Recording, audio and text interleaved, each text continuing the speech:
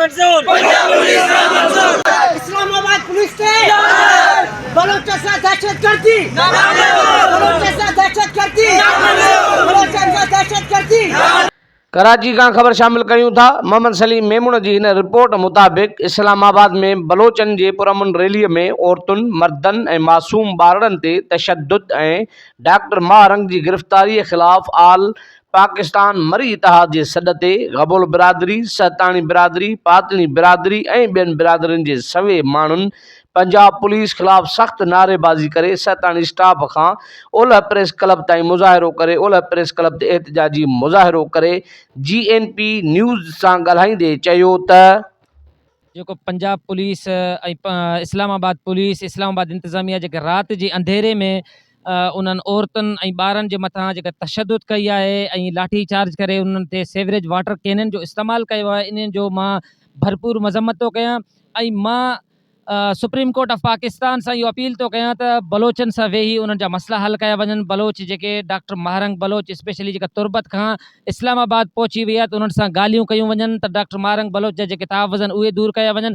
उन जे बजाए तव्हां उन जे मथां तशद्दुद कयो था। उहो त पुरअमन एहतजाज पुरअमन हड़ताल करे थी। तुर्बत खां वठी इस्लामाबाद जी तव्हां ॾिसो पुरअमन एहतजाज करे रिकॉर्ड कई आहे ऐं असां हुकूमत पाकिस्तान खां इहो अपील था कयूं। ॿी सूरत असां पंजाब हुकूमत खे इहो वाज़े पैगाम ॾियूं था त जेकॾहिं बलोचनि सां इहे तव्हांजा ज़ुल्म ऐं जबर बंदि न थींदा त इंशाअल्लाह कराची खां वठी इस्लामाबाद ताईं असां धरना बि हणंदासीं, असां बलोचनि सां गॾु बीहंदासीं बि सही। पोइ असांखे इहो चयो वेंदो त तव्हां आईने पाकिस्तान खे नथा मञो। असां आईने पाकिस्तान खे अॼु बि मञूं था, सुभाणे बि मञूं था। असां बलोच पाकिस्तानी आहियूं, थींदासीं ऐं रहंदासीं। अदा इहो जेको न्याणियुनि ते ऐं औरतुनि ते जेको तशद्दुद पंजाब पुलिस कई आहे सख़्तु लफ़्ज़नि में मां हुनजो मज़म्मत थो कयां ऐं पाकिस्तान जा जेके आला इदारा आहिनि उन्हनि खे अर्ज़ु थो कयां त बलोचनि सां वेही ॻाल्हियूं कनि। बलोचनि जा जेके मसइला आहिनि, जेके ॾुख सूर आहिनि उहे हल कया वञनि। बिल्कुलु गंदो अमल आहे। छाजे लाइ इन सां जेको आहे नुक़सानकार वधंदा, इन सां रियासत जी ताक़त न ठहंदी। छाजे लाइ रियासत खे पंहिंजनि सां ॻाल्हाइणो पवंदो।